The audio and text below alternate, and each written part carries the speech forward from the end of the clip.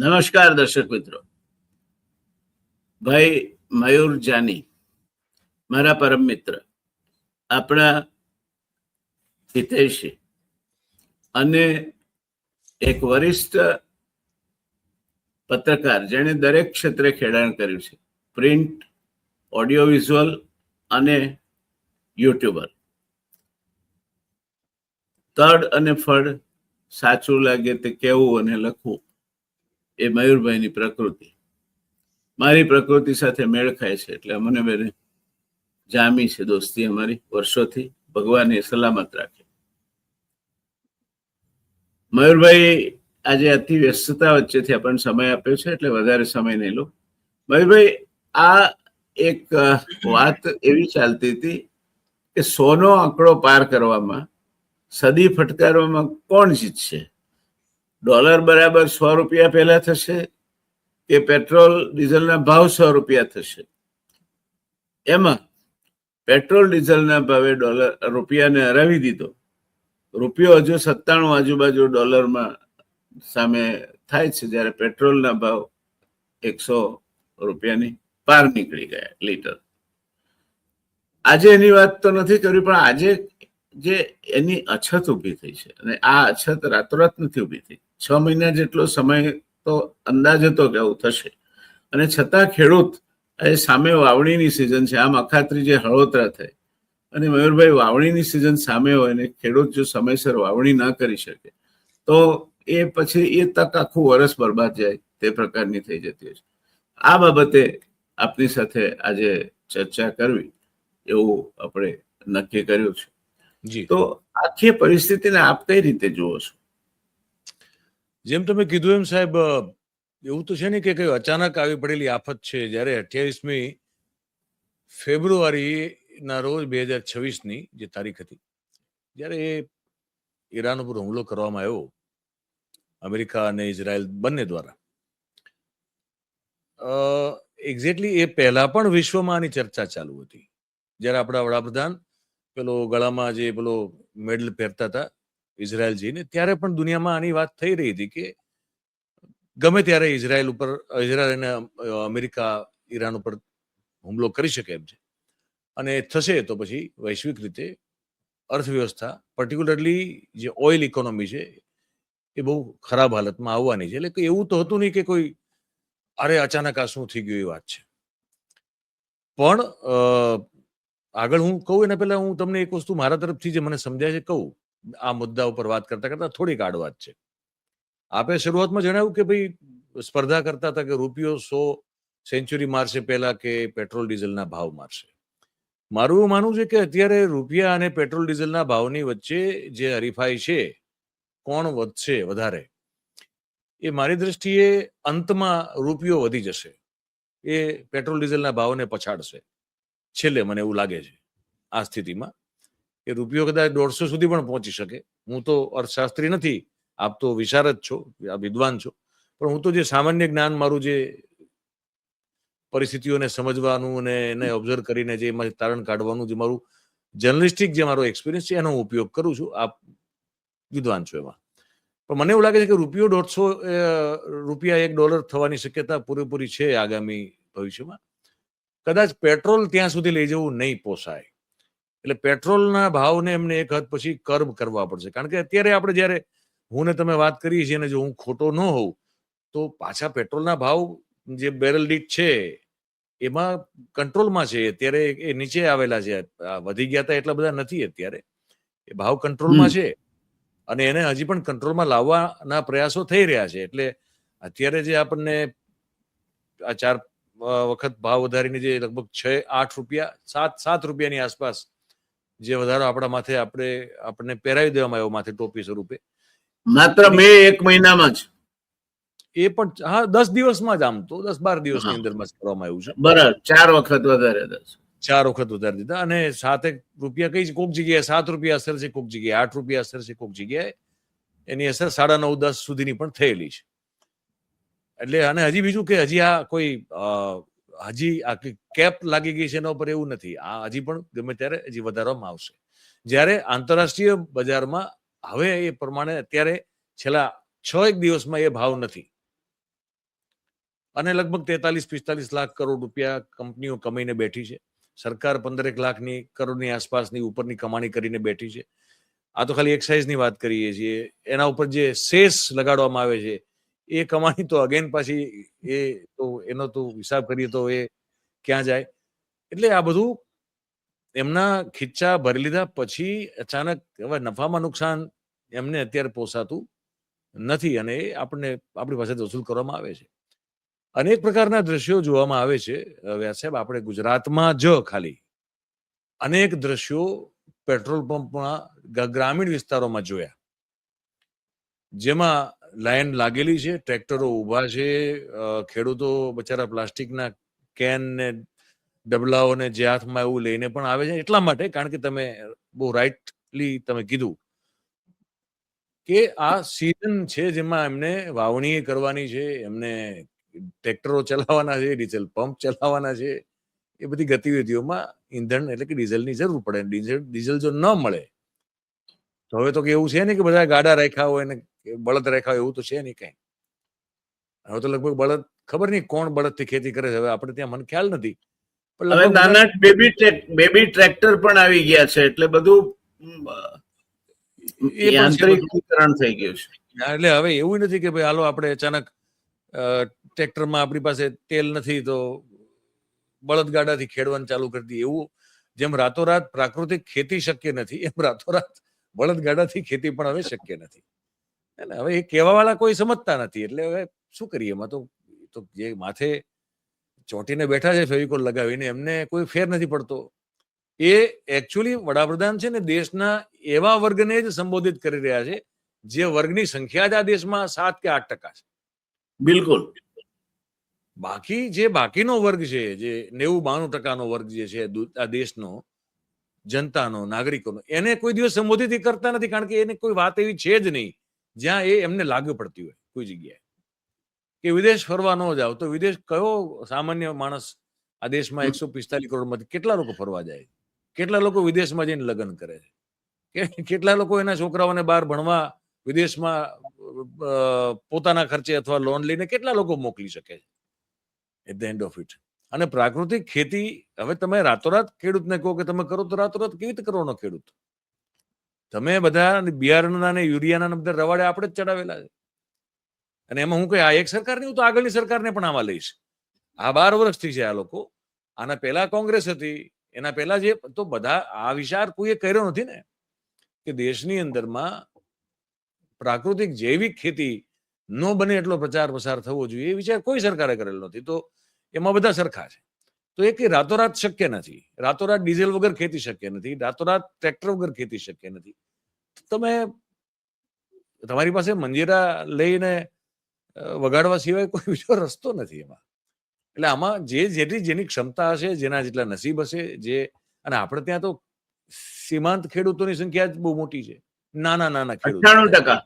નાના અને સીમાંત ખેડૂતો 98% છે. એટલે જેની પાસે 2 વીઘો, 5 વીઘો, 4 વીઘો, વધીને 10 વીઘો જમીન હોય એવા જ ખેડૂતો મુખ્ય છે. હવે એ જે ખેડૂતો છે એની પોતાની હેસિયત સીમિત થઈ જાય છે. કારણ કે એની પાસે જ્યારે જમીનનો એટલો બધો મોટો ભાગ નથી તો ઓબ્વિયસલી એનો પાક એટલો નિપજતો નથી નિપજતો તો અને આવક નથી થતી તો ઓબ્વિયસલી એની મર્યાદાઓ જે છે એ બીજા બધા કરતા વધી જાય છે. તો આ તો સાદું ગણિત છે. આમાં તો કઈ બહુ મોટું જાણકારી મેળવવાની કોઈ જરૂર નથી. તો આ બધી વસ્તુ જ્યારે ગુજરાતમાં પ્રવર્તમાન છે ત્યારે તમે જામનગર જેવા દેશના અને એશિયાના સૌથી મોટા પેટ્રોકેમિકલ રિફાઇનરી હબ તરીકે જે શહેરનું નામ લો, એ શહેરમાં એક દ્રશ્ય આવ્યું હતું સામે કે ખેડૂત સાહેબ મગજનો બાટલો ફાટ્યો હતો ને એને ઓલું કેરબો લઈને આવ્યો હતો ને, કેરબો પંપ ઉપર તે ભટકાડી પછાડી તોડી નાખ્યો. એવો મગજ છટકો એનો. સોમનાથ થી ભાવનગરના હાઈવે ઉપર એક બધા વાહન જામ થઈ ગયા હતા ગળું પાસે. તો એક બસમાં બચારા એક માજી હતા, ટ્રીપ નાખેલી હતી ને એને દવાખાને પહોંચવાનું હતું, એ પહોંચી ન શક્યા. આવું તો બધું ઘણું જોઈ રહ્યા છીએ આપણે.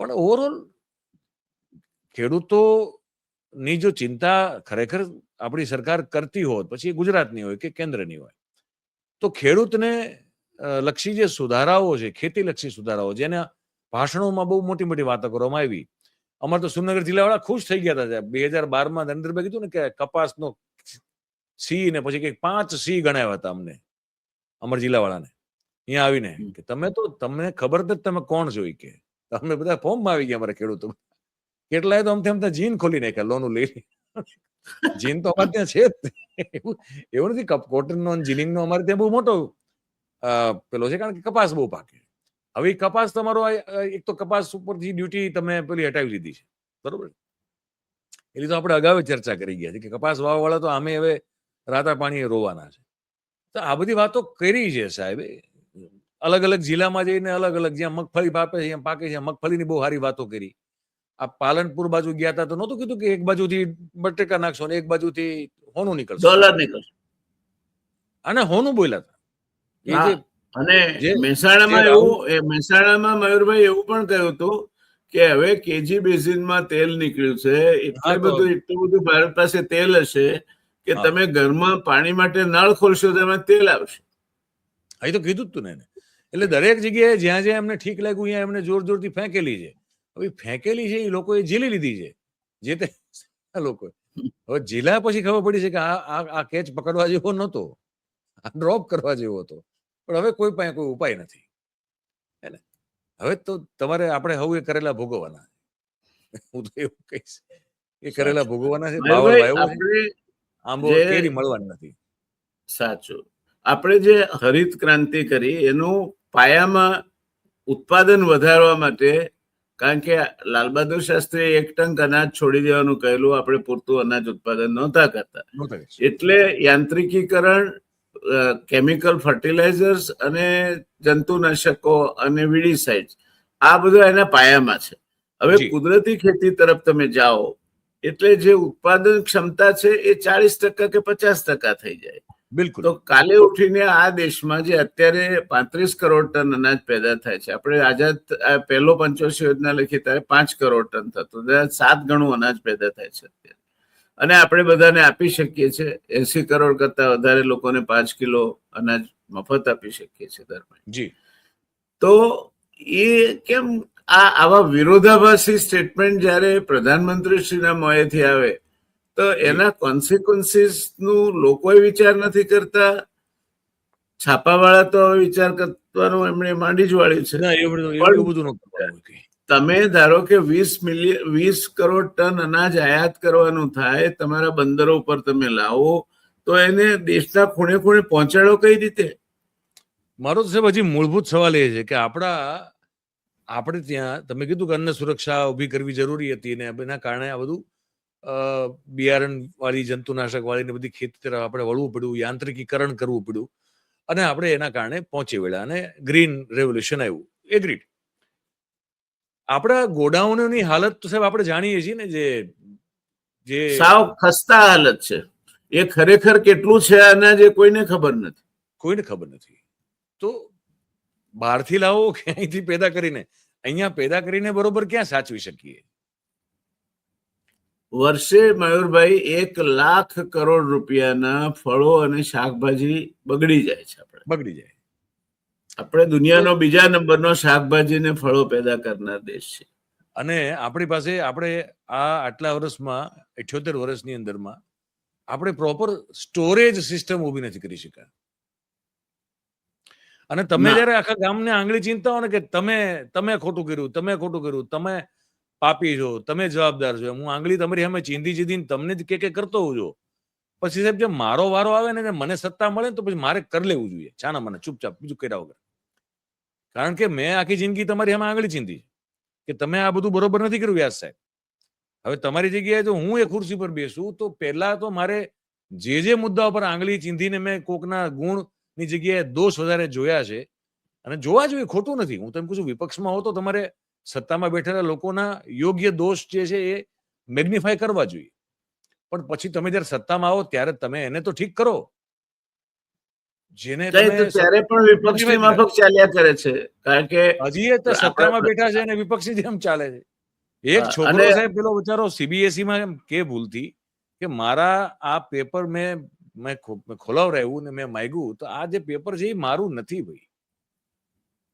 હવે પેલો અશોક શ્રીવાસ્તવ નામનો સાહેબ તમને કહું કે મારે એને શું કેવું એ શબ્દો બધા કઈ એ બધા RSS ના બેકગ્રાઉન્ડ વાળા જે વાઇસ ચાન્સેલરો ને બધા મૂક્યા છે. પણ એમ કેવી રીતે કહી શકે કે આ છોકરા હોય પાકિસ્તાની એટલે શું?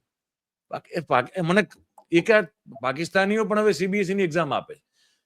આ કહીને આજે અશોક શ્રીવાસ્તવ નામના જંતુએ બેઝિકલી તો નરેન્દ્રભાઈ અને અમિતભાઈને ગાળ આપી. આ કોઈ કેમ સમજતું નથી? સાચી વાત છે કે આજે પરિંદા બી પર નહીં માર શકતા વાળાથી ડાયલોગ ફેંકે રાખે છે બધા. તો એ આવું કેવી રીતે લખી શકે કે પાકિસ્તાનનો કોઈ વિદ્યાર્થી આવીને અહીંયા પરીક્ષા CBSE ને આપી ગયો? તો તમે તો તમારી વ્યવસ્થાની પહેલા તો તમે મજાક ઉડાવી રહ્યા છો. પેલો બચારો 17 વર્ષનો છોકરો છે, એની યાર અન્યાય થાય તો એને બોલવાનું નહીં. આ લોકોની આજે લાઈન જે જમા છે, અને હું કહું ઘણી બધી વાર છે ને, ઘણા આવી જાય ભગતડાઓ, તો આજે તમારે ત્યાં આવી જતા હોય, મારે ત્યાં આવી જતા હોય, અને એમ કે તમે જે થાય કરી લો, પણ તમે કઈ ફેર નથી પાડી શકવાનું, તમે કોઈ ઉખાડી લેવાનું નથી. ભગતડાઓ એક વસ્તુ ખાલી કહેવાનું મન થાય કે અમને કોઈ એવો વહેમ નથી કે અમે કશું ઉખાડી લેવાના છીએ. પહેલી વાત તો આ સમજવાની જરૂર છે. પણ બીજી વાત હારવાર એ કહેવાની છે કે જિંદગીમાં ક્યારેય હામા વેણે તરવાની હિંમત તમારામાં છે? જિંદગીમાં ક્યારેય હામા પવને ઢાળ ચડાવવાની 3 સવારી સાયકલમાં હિંમત કોઈ રાખી છે? એક વાર જરાક રાખીને જુઓ ને, પછી આ બધી ટ્રોલિંગ બ્રોલિંગ ને બધી વાર્તાઓ કરો તો ખબર પડે કે સાચું બોલવાની કિંમત કેટલી ચૂકવવી પડતી હોય છે. હામાં વેણે તરવાની, એમાં શરીરમાં કેટલું મન કેટલું મજબૂત હોય ને, શરીર કેટલું તાકાત, એ બધું કેટલું જોઈએ, મજબૂતાઈ કેટલી જોઈએ, અને અણી શુદ્ધ જીવવું પડે ત્યારે આ બધું થઈ શકે છે. બાકી તો તમને કહું કે બાકી બધી ફાંકા પોતદારીઓ થઈ શકે. એટલે અત્યારે આપણે હું કે તમે જે વાત કરીએ છીએ, ઘણા બધા બચારા નથી ગમતું હોતું, પણ નથી ગમતું એના કહેવાનું થાય છે કે બેઠા બેઠા છે ને બધી ફાંકા પોતદારીઓ થાય, પણ હામાં વેણે તરીને દેખાડો ખબર પડે. બાકી આમાં નહીં ગમવાનું કારણ તો કશું છે જ નહીં. તમે એટલા બધા કટ્ટર બની જાઓ અથવા અંધભક્ત બની જાઓ કે તમે જે વાસ્તવિકતાનો પણ સ્વીકાર ન કરો તો કઈ રીતે ચાલે? તમને ખબર છે વડોદરાનો એક દાખલો છે. આજે વડોદરામાં એક છે ને, હું અહીં લગાડું છું, તમે કારણ કે આ બધી વાત છે ખેડૂતો ના પ્રશ્નો અને ઓવરઓલ બધા સાથે જોડાયેલી વાત છે. ભારતીય જનતા પાર્ટીના કાર્યકર્તા હોવાનો વહેમ રાખી અથવા વહેમ મારીને જે લોકો જીવી રહ્યા છે અને જે ત્રાસ ફેલાવી રહ્યા સોસાયટીમાં, એને એટલી હદ સુધી એમનો ત્રાસ છે કે સાહેબ, મેં કે તમે જો 40 લાખની નવી નકોર ફોર્ચ્યુનર ગાડી લીધી હોય, મેં કે તમે, અને હું પછી 4 મહિના પછી હપ્તા ભરવાનો જ બંધ કરી દઉં કે તમે બંધ કરી દો, તો તમારું શું થાય સાહેબ? આવે ઓલા સીઝ કરવાના ઉપાડ લઈ જાય. એ કાર્યકર્તા એવા છે, અથવા એ છે કે નથી કોઈને ખબર નથી, પણ એ કહે છે કે હું છું. સાહેબ, ગાડી સીઝ થયેલી હોય તો છૂટી જાય. અને બેંકના સીઝર વાળા જે પણ માથાભારે લોકો હોય છે, એ આવીને પણ સીઝ નથી કરી શકતા. એને પોલીસની મદદ જોઈએ છે. તમે કહેતા હો તો વિડીયો દેખાડો. વડોદરાનો વિડીયો છે, આજ સવારનો જ તે. હા, બતાવો. ભાજપમાં હોદ્દો છે તો ભાજપમાં કોઈ હોદ્દો છે અત્યારે? ભાઈ પ્લીઝ ભાજપમાં કોઈ હોદ્દો ખરો? ભાજપમાં કોઈ હોદ્દો ખરો? ભાજપનો કાર્યકર્તા છું, બસ. કાર્યકર્તા એટલે અત્યારે ચાલુ છો કાર્યકર્તા તરીકે કે સસ્પેન્ડ થયેલા? અત્યારે ચાલુ છો? સદ્ય ચાલુ છું.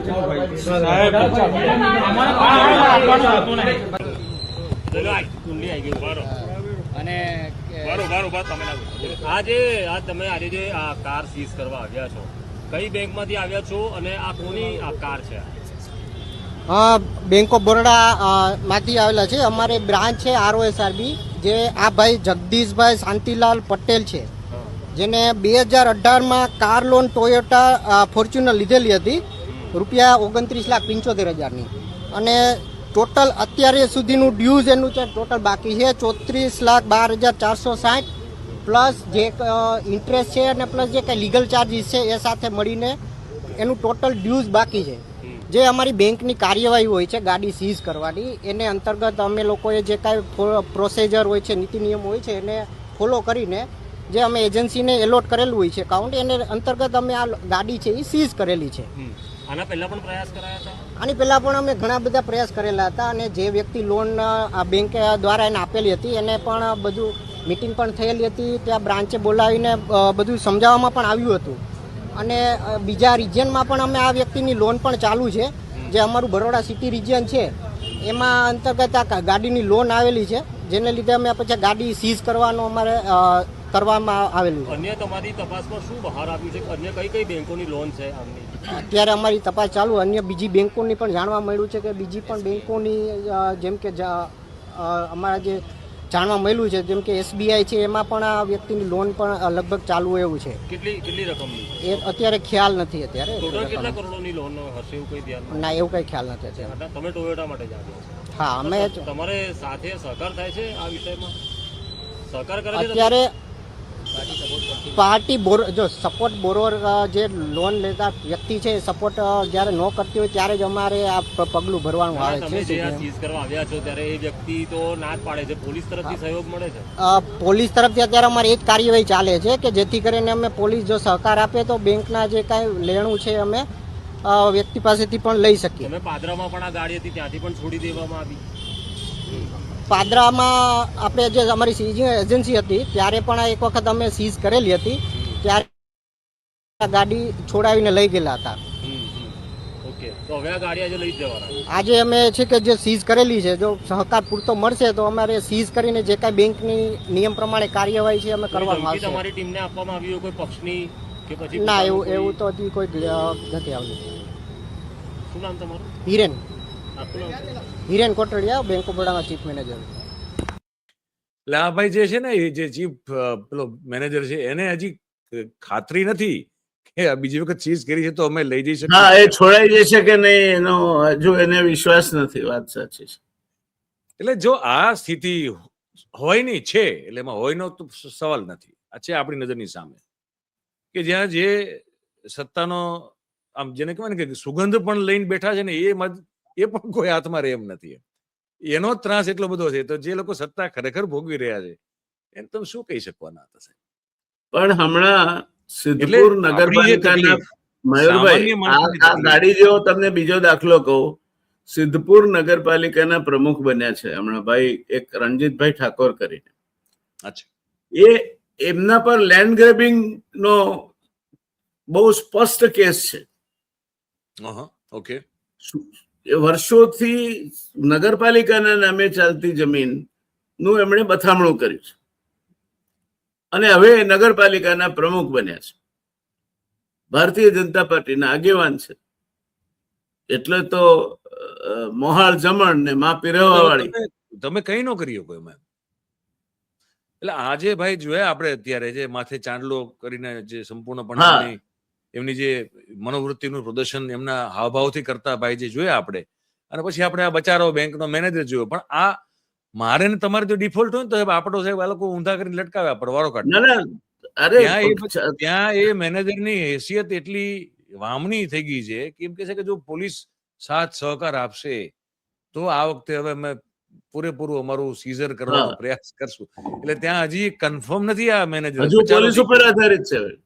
પોલીસને જો ફોન આવી ગયો કોઈનો કે ભાઈ આ તો આપણા 2 વોર્ડમાં ઉમેદવારોને જીતાડવામાં કારણભૂત હતા, એમની ગાડી ના લેવાય, તો એને છોડી દેવી પડશે. એટલે આ સ્થિતિ છે, આ વાસ્તવિકતા છે. આપણે જો ક્યાંક ડિફોલ્ટમાં હોઈએ ને મયુરભાઈ તો હેડલાઇનમાં આવે છાપામાં નામ. મારું તો આવ્યું છે ને સાહેબ, તકલીફ થઈ જાય છે ને, આપ જાણો જ છો કે જે વસ્તુનો ખાલી એક આરોપ માત્ર બદનક્ષી કરવાનો લાગ્યો છે એમાં મારા નામની તો છાપાઓમાં સુખ્યાત છાપાઓમાં માતબર છાપાઓમાં હેડલાઇન. અને તે પણ કાયદાનો પાયાનો સિદ્ધાંત એ છે કે જ્યાં સુધી માણસ ગુનેગાર ન પુરવાર થાય ત્યાં સુધી તે નિર્દોષ છે. તો છાપાવાળાને એમાં પણ કોઈ તકલીફ નથી થતી. ના, એટલે હું જ કહું છું આમાં અત્યારે મારે એની તલવાર છે અને તમને કહું કે એ જ કાયદો અત્યારે ચાલી રહ્યો. એટલે મેં આ નગરપાલિકાના પ્રમુખનો દાખલો એટલા માટે આપ્યો કે ભાઈ વર્ષોથી નગરપાલિકા પેલા લેન્ડ રેવન્યુ રેકોર્ડમાં નગરપાલિકાનું નામ બોલે છે અને વર્ષોથી આ જમીન પોતાની છે તે રીતે જ ભોગવે છે. કેરા ક્લબ કરીને સિદ્ધપુરમાં છે જમીન, તમે ખાલી કરી અને નગરપાલિકાના પ્રમુખ બન્યા છે.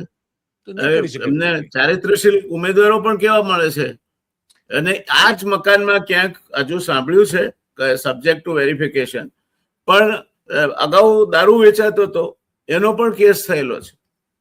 એ તો સાહેબ હવે આ બધી વસ્તુમાં ક્યાં છોછ છે કોઈ જગ્યાએ? આ તો લોકો તો બચારા ગૃહ ઉદ્યોગની જેમ ઘરે નકલી દારૂ બેઠા બેઠા બનાવતા થઈ ગયા છે. આપણે જોઈએ છીએ ઘણા બધા દાખલાઓ આવે.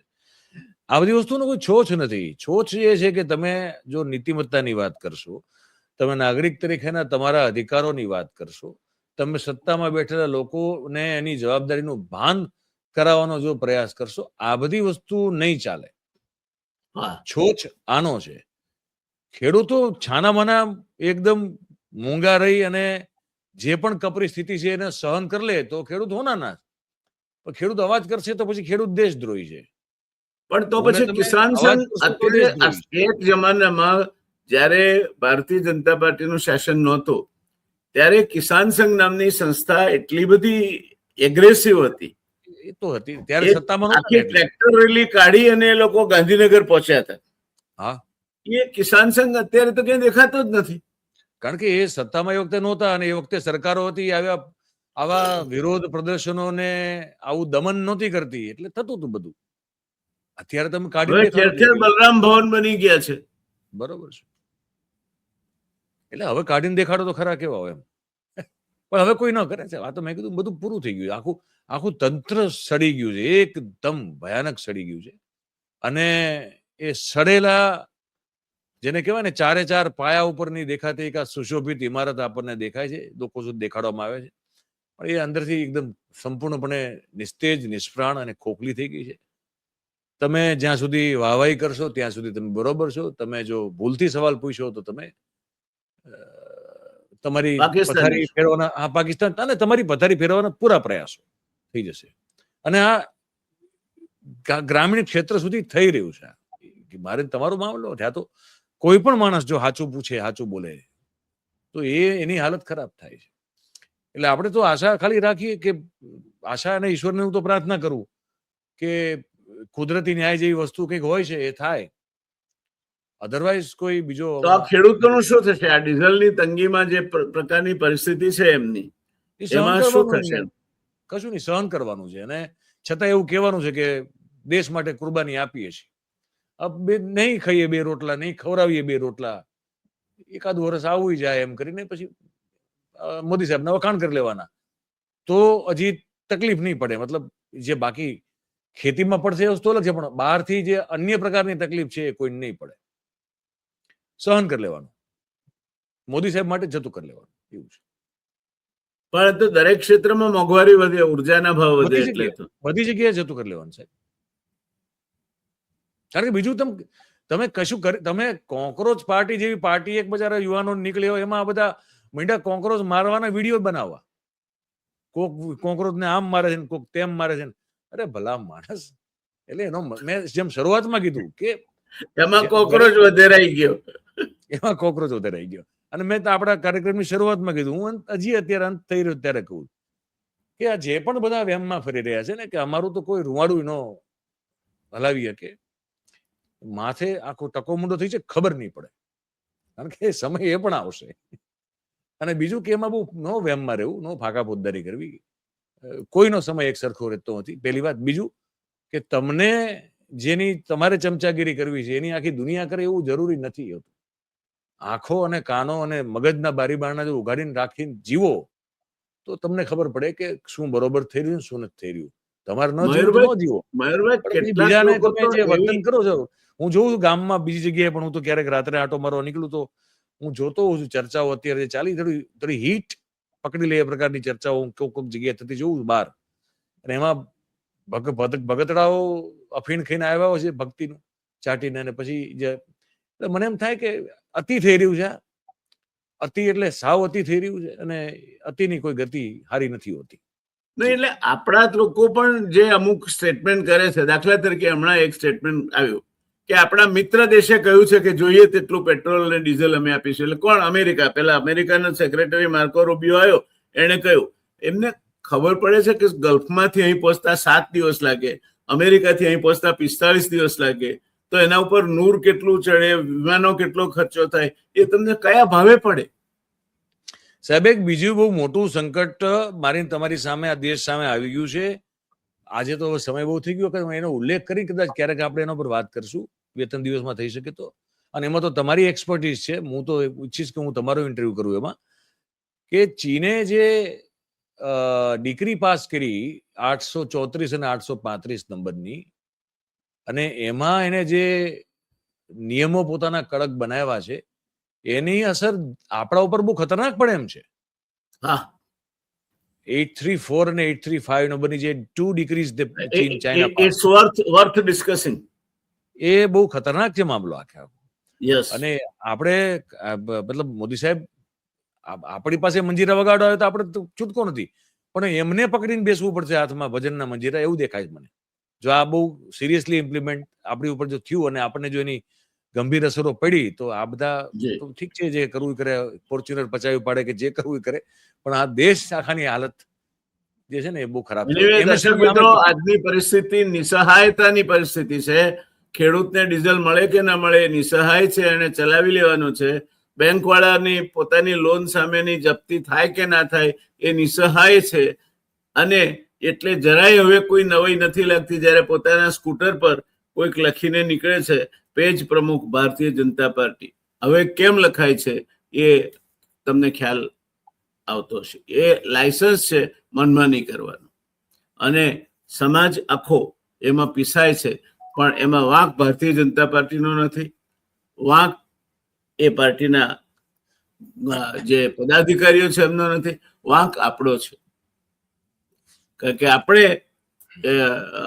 એ આપણી જાતને ગુલામીને પાત્ર બનાવી છે. અને એક વાત જતા જતા કહી દઉં સાહેબ હું, કે મને ખાતરી છે કે આ જે ડીઝલની તંગી જે ખેડૂતોને થઈ રહી છે, એમાં પણ એવા ખેડૂતોને ચોક્કસપણે બંધ બારણે ડીઝલ મળી જતું હશે જે થોડા વગદાર હશે અને જેનો બાકીના ખેડૂતો ઉપર પ્રભાવ હશે. એનું મોઢું ચૂપ તો બાકીના તો પછી કંટ્રોલ થઈ જશે. અને આ થતું હશે, હું તમને ગેરંટી યાર કહું છું. ના થતો હશે. કારણ કે કાલે જે મારે એક ચર્ચા થઈ એમાં એ ભાઈ એ જ કહ્યું કે કેટલાક અમુક રાખી અને પછી બંધ કરી દે છે આપવાનું, અને પછી પેલા લોકોને વખત બે વખત આપી દે છે. આપી દે. આ એટલે પછી બધી- શું છે કે સામાન્ય ખેડૂત ક્યાં અવાજ કરવા જવાનો હતો? જી જે વગદાર ખેડૂત છે જી એ જો બોલતો બંધ થઈ જાય ને તમે એને બોલવાનો મોકો ન આપો તો એ બીજાને ચૂપ કરવાનો, કારણ કે એને ખબર છે કે જેનું જે થવું થાય, પણ મને તો બંધ બારણે મળે છે, મારી 50-60 વીઘા જમીન છે, એમાં કઈ વાંધો નથી આવવાનો, તો હું કરી લઉં ને. તો આ પ્રકારનો એક ભેદભાવ અને આ પ્રકારની ડિસ્પેરિટી સમાજની અંદર એક ધારી સતત ઊભી કરવામાં આવી રહી છે, અને આપણે બધા એનો ભોગ હસતા હસતા બનેલા છીએ.